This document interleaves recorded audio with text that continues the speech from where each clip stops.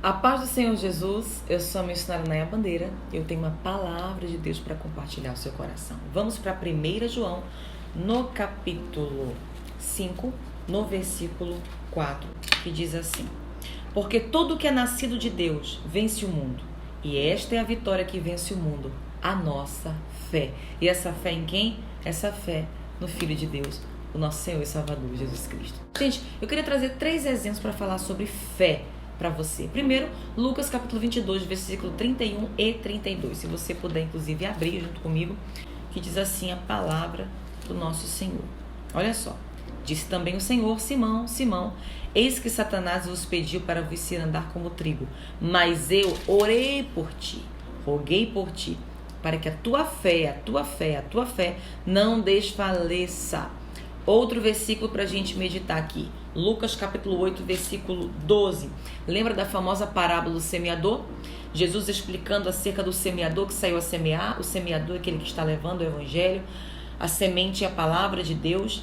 E ele está dizendo que uma das sementes caiu à beira do caminho e um pássaro foi lá e comeu. Está dando um exemplo figurativo aqui, através disso, que é como Satanás trabalha para abalar nossa fé e para roubar a nossa convicção de fé em Jesus. Olha o versículo 12. E os que estão junto do caminho, estes são os que ouvem. Depois vem o diabo e tira a palavra do coração, para que essas pessoas não creiam e assim elas sejam salvas. Isso aqui é dos versículos mais fortes para a salvação, para a evangelização, que eu acho que é a forma que Satanás trabalha, tentando minar a fé, a nossa convicção. Outro versículo para a gente entender um pouquinho mais sobre a nossa fé que vence o mundo, Efésios 6, versículo 19. Lembra quando Paulo dá aquela galeria instrutiva sobre batalha espiritual? Como equipar o santo, como equipar a igreja, como a igreja precisa estar equipada, revestida para resistir os ardis de Satanás. E ele termina esse capítulo no versículo 19, ali, 18 em diante. Ele vai dizendo sobre a igreja interceder por ele, orar por ele e também por todos os santos. Ele diz: orem por mim para que eu continue destemidamente, ou seja, com fé, com coragem, em outras versões, pregando o evangelho de Cristo. E ao abrir da minha boca, eu venha fazer isso com ousadia, com coragem e com fé. Então perceba uma coisa, tanto Lucas 22, como Lucas 8, como Efésios 6, nós estamos vendo aqui o tanto que Satanás tenta minar e bloquear a fé da igreja do Senhor Jesus. Porque nós sabemos, em resumo, que o diabo ele quer fazer o quê? Roubar a nossa fé, a nossa fidelidade a Deus, a nossa lealdade, a nossa alegria, a nossa perseverança, as nossas expectativas no Senhor, consequentemente, o nosso relacionamento com Deus. E vou te dar outro exemplo a respeito disso de forma rápida. A vida de Jó. Abre lá em Jó, no capítulo 1, no versículo 8, 9 e 11. Olha só o que diz a palavra de Deus. Porque entenda uma coisa. No capítulo 1 nós vemos Jó perdendo os seus bens e a sua família. No capítulo 2 nós vemos Jó perdendo a sua saúde. Então nós vamos aqui, através disso, ver como Satanás desafiou a Deus a respeito da fé de Jó e também entender o que Satanás pensa ao meu e ao teu respeito. Olha como é que ele vê o ser humano. Versículo 8. E disse o Senhor a Satanás: observaste tu, ó meu servo Jó, porque ninguém é na terra semelhante a ele. Que homem era esse? Homem sincero, homem reto, que teme a Deus e que se desvia do mal. Versículo 9. Então quer dizer que Jó teme a ti por acaso? Não. Porventura, tu não tem abençoado a vida dele? Tem dado um monte de coisa para eles, Deus. Mas faz o seguinte, versículo 11. Estende a tua mão e toca em tudo que ele tem e verás se ele não blasfema na tua face. Verás, ou seja, entre linhas aqui resumidamente, se ele não nega a fé no Senhor. Deus permitiu, porque ele conhecia a integridade de Jó, que Satanás fizesse isso. Depois de um tempo que ele perde os bens, que ele perde os seus filhos, depois vem o capítulo 2. É onde ele vai e diz outro desafio para Deus aqui, ó. Então o Senhor disse mais uma vez a Satanás: e aí, tu tem visto meu servo Jó? Aí Deus vai e diz: cadê? Ele repete: ele é fiel, ele é sincero, ele é reto de coração, ele se desvia do mal. Aí Satanás não dá muita conversa não. Ele vai e diz assim logo: pele por pele. Olha o que o diabo diz: tudo quanto o homem tem dará pela sua vida. Versículo 5 do capítulo 2. Estende, porém, a tua mão e toca nos ossos, toca na carne, ou seja, toca na saúde, e tu vai ver se agora ele não blasfema na tua face. Ou agora foi por minha conta, tá? Vê se ele não blasfema na tua face. Vê se agora ele não nega a fé. Porque tudo que o homem tem, ele vai dar pela sua vida. Olha, Satanás aqui desafiou a Deus. E ele está revelando aqui o que ele pensa de mim e de você. Ele está dizendo, olha, o homem, se tu não deres bênçãos, se tu não deres bens materiais, se tua família não estiver estruturada, essa pessoa nega a fé. Essa pessoa não consegue continuar sendo temente a Deus, reto de coração, que se desvia do pecado, não consegue. Ele está dizendo também, o ser humano eu conheço. O ser humano, se ele está com problema, se ele está com uma enfermidade no corpo, e se o Senhor permite que alguém da família morra, ou que uma enfermidade venha, sendo ele um servo tão exemplar assim, eu quero ver se ele continua sendo fiel a ti. Eu quero ver se ele não vai questionar, cadê Deus? Por que o Senhor não me responde? Por que o Senhor abençoou a vida do fulano e não abençoa a minha vida, que eu tenho pregado o teu evangelho, tenho entregado a minha vida todos esses anos para o teu reino, para a tua obra? Por quê? E ele vai negar. Aí nós vamos para 2 versículos baseados no que Satanás pensa sobre nós, para a gente ter cuidado. 1 Timóteo, no capítulo 6, abre comigo no versículo 10. Estou correndo para não ficar muito longo. 1 Timóteo, capítulo 6, versículo 10. Olha só o que a Bíblia diz. Porque o amor ao dinheiro é a raiz de todos os males. E nessa cobiça muitos se desviaram da fé. E transpassaram a si mesmo com muitas dores. O que Satanás está dizendo ali, naquele versículo que ora nós lemos, ele está dizendo que o homem é materialista, que o homem ele é interesseiro, que o homem só consegue ser fiel a Deus pela provisão que Deus pode proporcionar, e não pelo provedor, não pelo Deus, não pela sua essência, não por quem ele é, mas pelo que ele pode proporcionar. E tem muita gente assim mesmo, gente. Tem muita gente que é interesseiro. Os dias são maus, muitos estão se desviando da fé, outros estão em cima do muro, ou seja, eles creem em Deus, mas eles não querem compromisso com Deus, eles querem as bênçãos de Deus, mas eles não querem obedecer a Deus, eles querem que Deus faça um milagre urgente, mas não quer submeter a ter uma vida santa, ter uma vida pura, viver o evangelho genuíno, de obediência, de renúncia, de retidão, de equidade, de justiça, de princípio da palavra de Deus, de generosidade, de bondade, de fé. Então Satanás, ele sabe como é que o homem age. Aí vem umas circunstâncias para tentar acabar com a nossa fé por meio delas, e está aqui um versículo para a gente ter cuidado. Não ame o dinheiro, não ame as coisas materiais, porque se você vier a perder alguma coisa material, alguma coisa que você conquistou, você pode negar a sua fé. Então ele está dizendo, é a raiz de todo o mal, e tem gente se desviando da fé por causa disso. Tinha um império de bens, aí perdeu, nega a fé. Tinha uma vida onde nada lhe faltava, família estruturada, e Deus me livre, um problema na família, o marido com os filhos, nega a fé. O que tu permitiu acontecer isso na minha família? Porque Deus não me ama, Deus, tá entendendo? Para mal o diabo é terrível, né?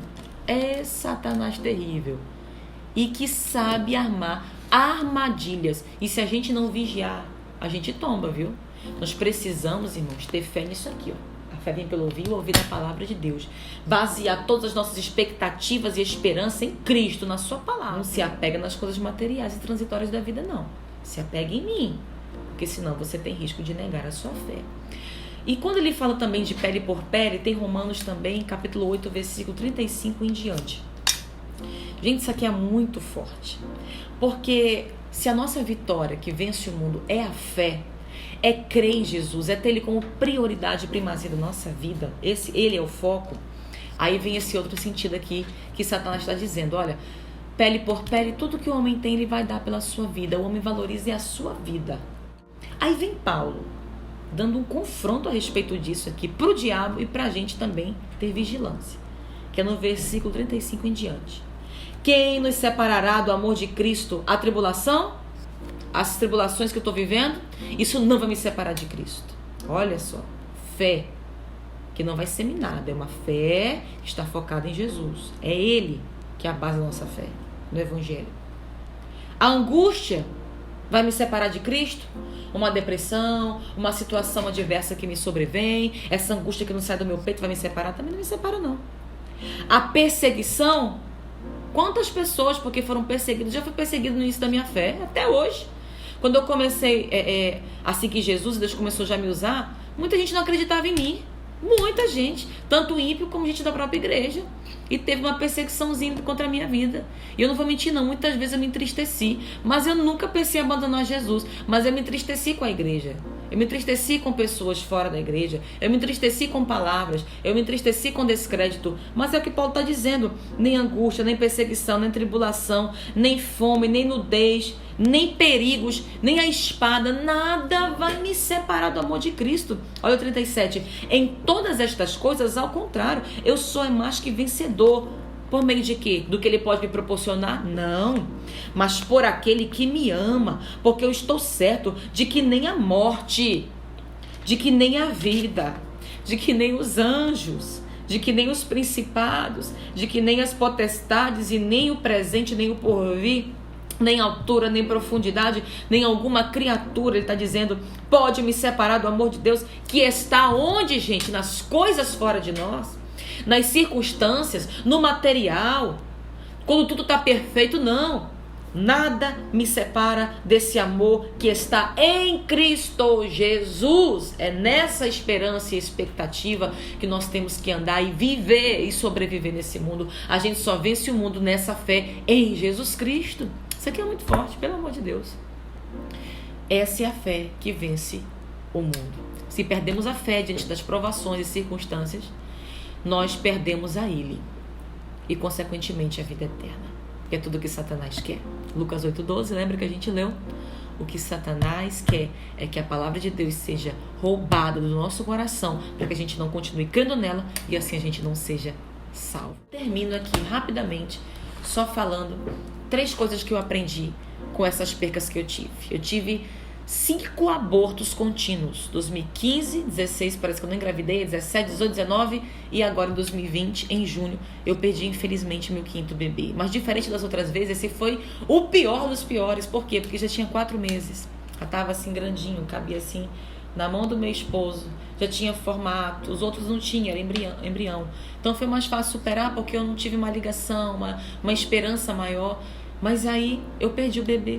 E quando eu perdi, eu não vou mentir não, as minhas emoções ficaram bagunçadas, sentimento de vergonha, de culpa, de questionamentos, de dúvidas. E por que a da fulana pode nascer, o meu não pode? Comecei a entrar num processo de comparação. Comecei a ter um processo de culpabilidade. O problema está em mim. O que eu fiz, Senhor? O que eu estou fazendo que eu não tenho te agradado? Me diz, porque eu não aguento mais tanto sofrimento. Aí veio vergonha. Como é que eu vou contar isso de novo para as pessoas? De novo uma derrota na minha vida. Eu estou confessando minha fraqueza aqui para você. E eu fiquei muito abalada. E depois eu fiquei naquele conflito. Eu vou pregar o quê? As pessoas começaram a me chamar para pregar. E eu vou pregar o quê?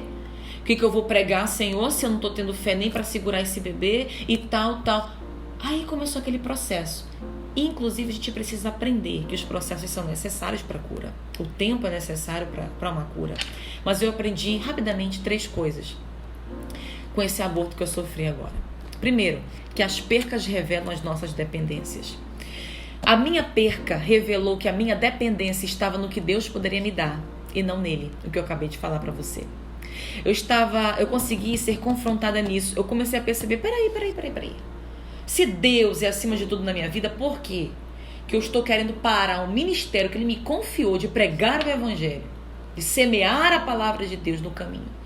E agora eu estou querendo parar por causa de algo, de um roteiro que eu tracei e foi frustrado. E nós somos frustrados não por Deus, mas pelas nossas próprias expectativas. Tem expectativas que não foi Deus que te deu, que você que tem na emoção e que não acontece. E aí isso vai sendo revelado a minha dependência. Então, se Deus realmente está em primeiro lugar na minha vida, eu não posso, diante de uma perca, ser dependente desse problema. Eu preciso continuar confiando em Deus, dependendo do Senhor, mesmo sem entender e sem ter resposta da circunstância. Segunda coisa que eu aprendi, que nós devemos aprender a consolar o próximo. Gálatas capítulo 6, no versículo 2, a Bíblia vai dizer, leva a carga uns dos outros e assim vocês vão cumprir a lei de Cristo. Ou seja, seja solidário com a causa dos outros. Acerca disso, Filipenses 12:4 também, o apóstolo Paulo vai ensinar aquela igreja e consequentemente a mim e a você também, dizendo assim, olha, não cuide cada um dos seus próprios interesses, mas cuide também do interesse do seu próximo. Romanos capítulo 12 também Paulo disse, pratiquem a hospitalidade. Então, ou seja, eu aprendi a consolar o meu próximo. A entender que não é só a Nayá que perde, porque eu tive 5 amigas que perderam e eu não sabia. E depois dessa situação toda e problema, eu fiquei sabendo da perca delas. E agora Deus tem revolucionado esse sentimento no meu coração. De consolar o próximo, de ouvir mais as pessoas com compaixão, de abraçar uma pessoa oprimida. Às vezes não precisa falar nada, basta consolar. Lembra de Jó? Quando Jó sofreu, os amigos dele, ouvindo falar, vieram das suas terras para consolar. Ficaram 7 dias calados. Às vezes não precisa falar nada, mas depois que eles começaram a falar, irmão, depois teve que Jó orar por eles no final, porque o povo que falou coisa atribulada para Jó. Enquanto estava em silêncio, estava ali presente, já estava sendo um consolo para Jó. Então a gente às vezes não precisa falar nada, basta estar presente na dor das pessoas, dar um abraço e tá ali porque essa pessoa precisar em Cristo. Isso também é reino de Deus, isso também é evangelho, isso também faz parte do princípio da palavra do Senhor. E terceiro e último lugar, respeitar a humanidade das pessoas, sabe? Às vezes uma pessoa começa a fazer que nem eu, não sou só eu que fiz isso, começa a indagar, a perguntar, a questionar, não entender, por não obter uma resposta plausível sobre determinada circunstância. Por que Deus levou meu pai? Por que Deus permitiu passar por 5 abortos? Por que levou minha filha? Por que Deus permitiu um câncer? Meu filho crente, servo de Deus, tocador na igreja. Deus permite um câncer no meu filho. Por quê? Por quê? Por quê? E às vezes a gente fica querendo se escandalizar com os porquês, com os questionamentos do ser humano. Irmãos, nós somos gente. E não é pecado ser gente. Como diz um apóstolo, pecado é ser gente e tentar ser Deus. Então a gente precisa respeitar o processo de cura das pessoas. Eu precisei aí de algumas semanas para tudo se normalizar, as minhas convicções, em tudo, para minha fé continuar firme no Senhor. Não foi fácil, mas a graça do Senhor me sustentou e eu sou uma sobrevivente da minha fé. O maior milagre que Deus fez, Ele não fez o milagre do meu filho sobreviver, porque eu orei para ressuscitar a noite inteira, a tarde inteira, dormi no chão orando e fiz uma outra ultrassom, crendo que Deus ia ressuscitar, mas não ressuscitou. Eu pedi para Deus, mas não aconteceu. Mas é aquela coisa, Deus estava curando, fazendo um outro milagre, o milagre de permanecer sendo fiel a Deus, de permanecer pregando a palavra, de permanecer crendo no Senhor, independente das circunstâncias favoráveis ou não a mim. Então respeita a humanidade e o processo de cura das pessoas. Não se escandaliza, não. Se a pessoa falar as besteiras ali, deixa ela falar.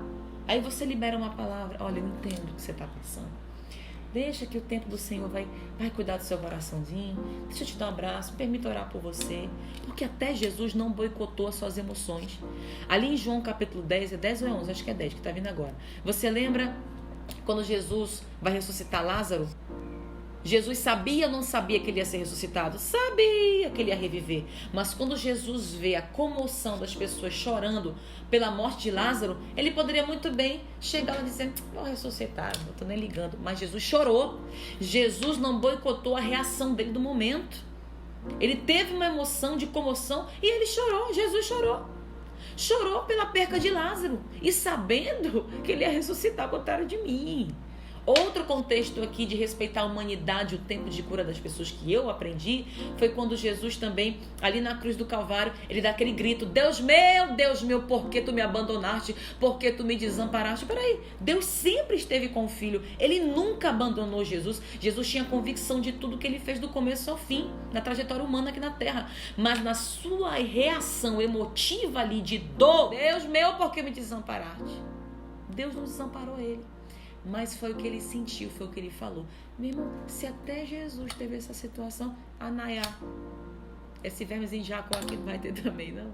Então, gente, foram coisas que eu aprendi. Mas também estou aqui para te dizer que nada do que aconteceu fora de mim, apesar dos momentos difíceis, boicotaram a minha fé, minaram a minha fé. Então, tenha fé em Jesus, tenha essa base alicerçada na sua vida de crer em Jesus e nada vai poder parar um verdadeiro adorador e vai poder minar a nossa fé em Jesus, porque todo que é nascido de Deus, que é a igreja dele, eu e você, todo que é nascido de Deus vence esse mundo, e esta é a vitória que vence o mundo, a nossa fé na pessoa de Jesus.